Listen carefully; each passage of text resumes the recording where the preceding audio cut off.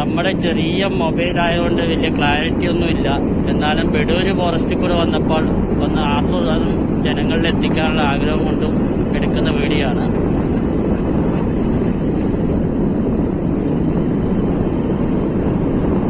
വീണ്ടും ഞങ്ങൾ ചെറിയൊരു യാത്രയിലാണ്. യാത്ര ഭംഗി നിറമാകട്ടെ എന്ന് വിചാരിച്ച് ഒരു വീഡിയോ എടുക്കുന്നതാണ്. ഇഷ്ടപ്പെട്ടാൽ ലൈക്ക് അടിക്കുക, സബ്സ്ക്രൈബ് ചെയ്യുക, ഷെയർ ചെയ്യുക.